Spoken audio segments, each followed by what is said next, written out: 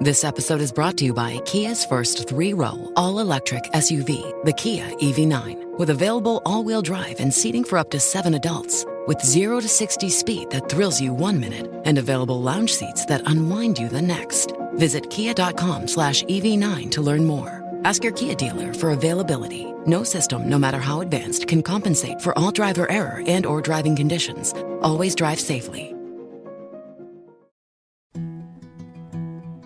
A science story, huh? These NYU scientists, I felt right. I was so And I just thought, well, I had figured it out. It was that golden moment. Because science was on my side.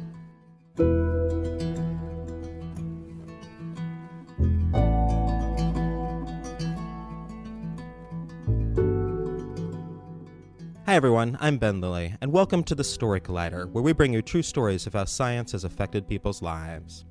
This week's story is from Anna Wexler. The story was recorded in December 2013 at Oberon in Cambridge, Massachusetts. The theme of the evening was, ouch.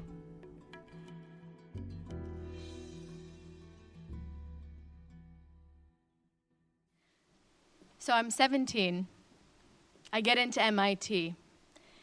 And the one thing I know is that I really want to study brain science. Now this is kind of funny because I grew up in an Orthodox Jewish home where science didn't exactly mesh with everything that we were supposed to take on faith. But there was something about being surrounded by all the religion that really got me interested in the brain, because I was always wondering why people believed what they believed.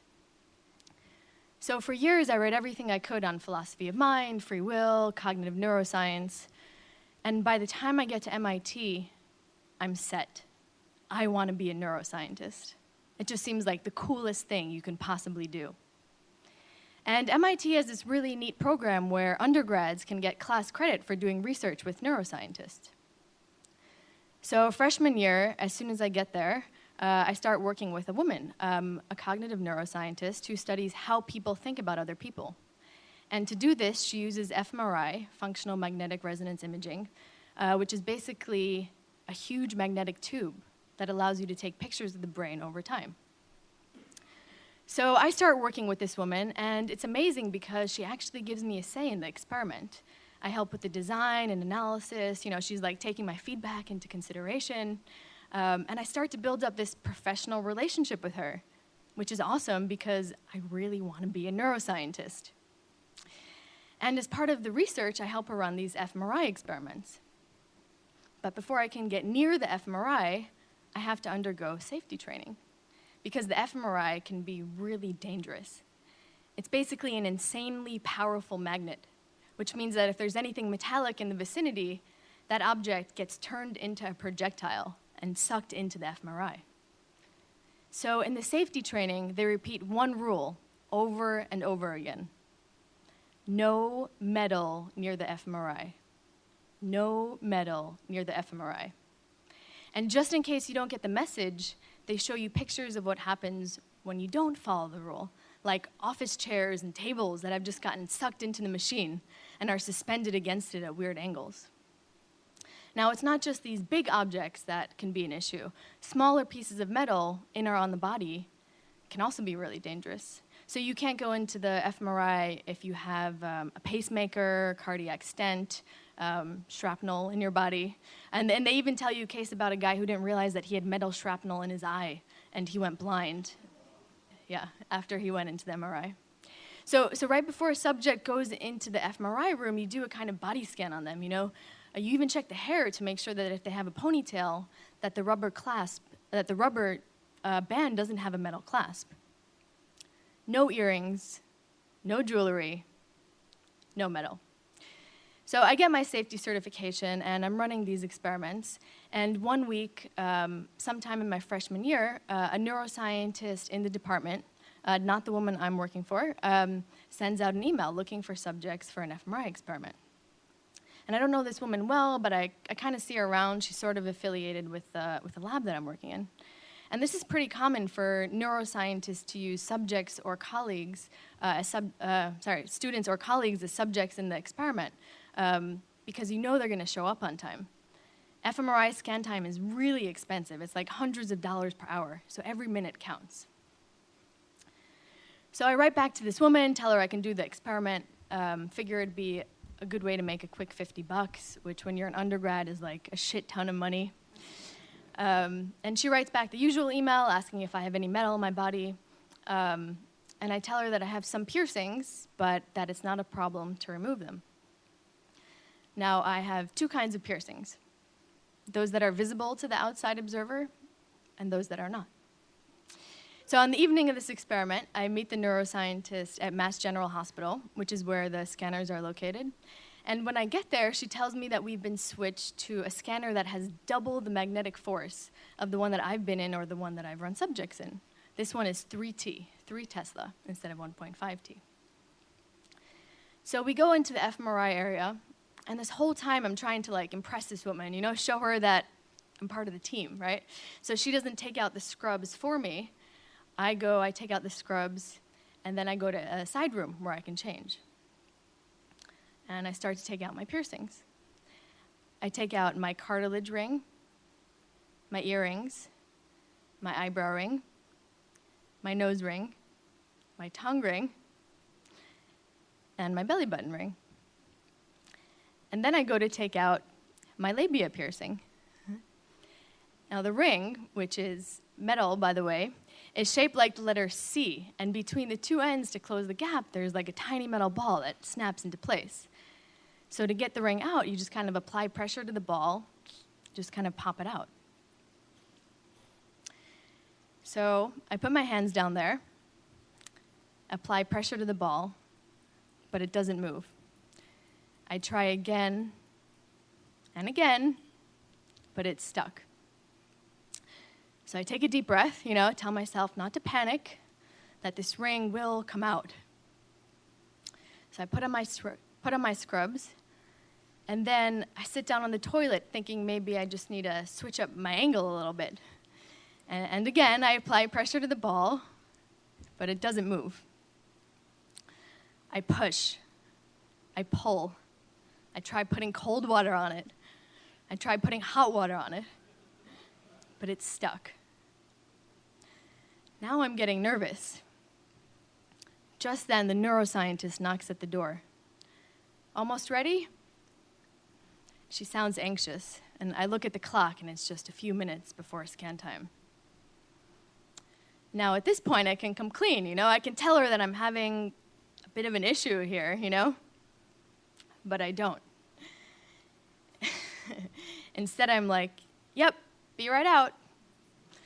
And then I completely panic. I'm searching the room for anything I can use to get this thing out. I empty out my backpack and find pens and pencils, and I'm just jamming them against the piercing, just trying to get this thing out.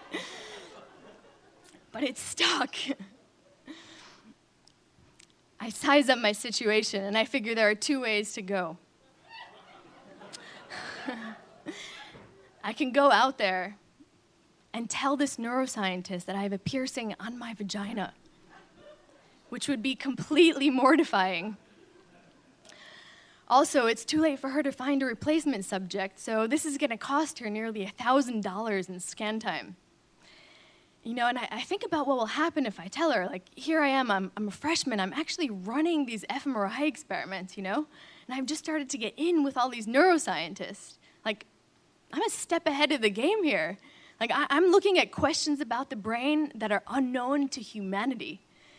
And if I go out there and tell this neuroscientist about my piercing, I know that word of this is going to get around the department, it's going to get around the lab, and it's definitely going to get back to the neuroscientist that I've been working with.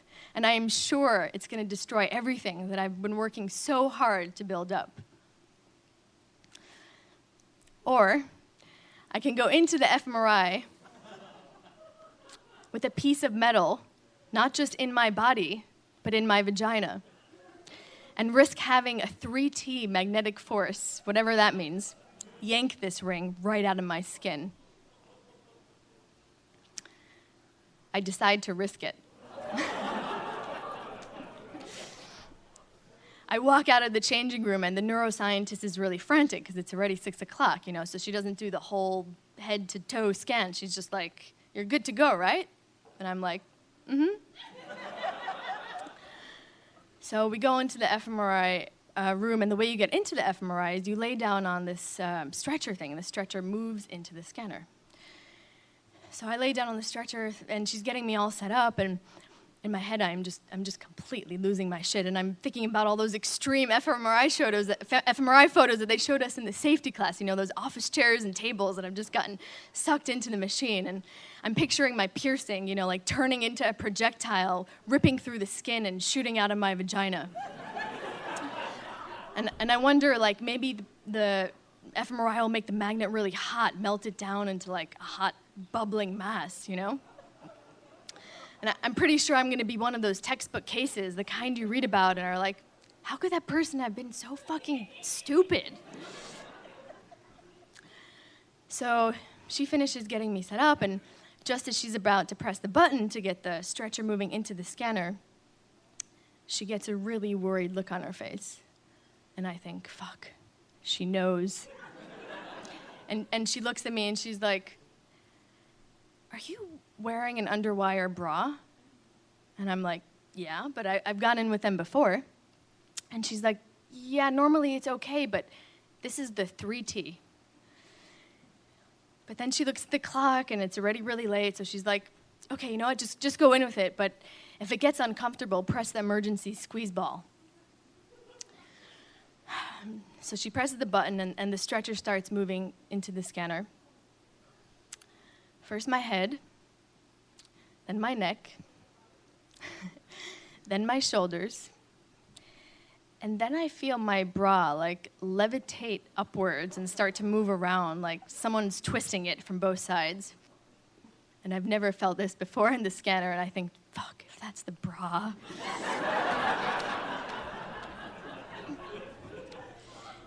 Then my torso, then my belly button,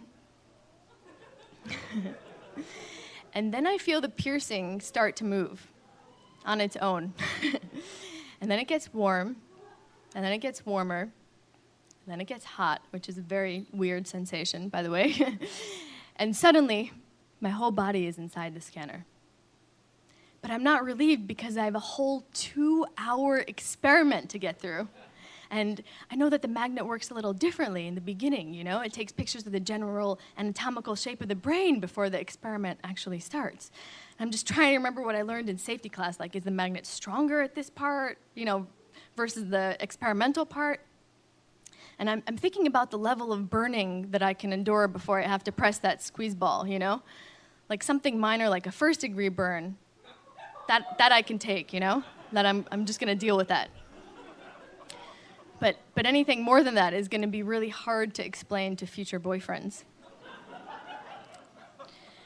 So I have all these like tragic scenarios running through my head, and all I know is that both my vagina and my neuroscience career might simultaneously explode. The task was called a two-back, where you're shown a whole bunch of images, and you have to press a button if the image that you see on screen is the same image that you saw 2 images beforehand. And it's really a tension-intensive task, right? Because these images don't stay on for more than a few seconds. It's just like flashing at you the whole time. And I'm trying really hard to pay attention for 2 hours, but all I can think about is my piercing. In the end, I survived. And I'm happy to report that my labia is in good working order. I don't think my brain provided any good data for the experiment, though, given that it was focused on my vagina the entire time. Later that week, I had to go to the piercing store to get the ring removed. The guy had to use pliers. Thank you.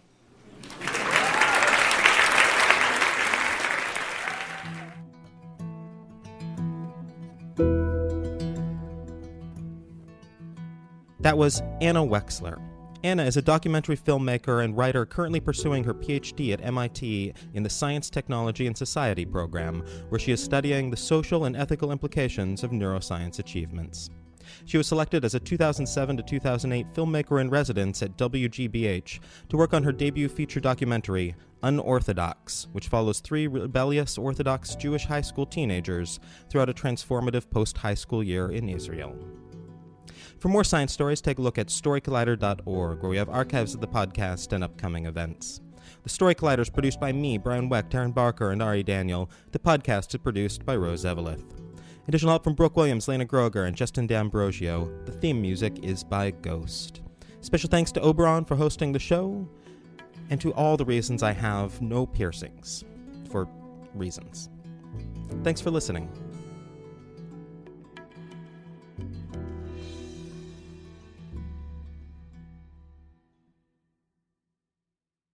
Spin your passion into a business with Shopify and break sales records with the world's best converting checkout. Let's hear that one more time. The world's best converting checkout. Shopify's legendary checkout makes it easier for customers to shop on your website, across social media, and everywhere in between. Now that's music to your ears. Any way you spin it, you can be a smash hit with Shopify. Start your $1 a month trial today at shopify.com/records.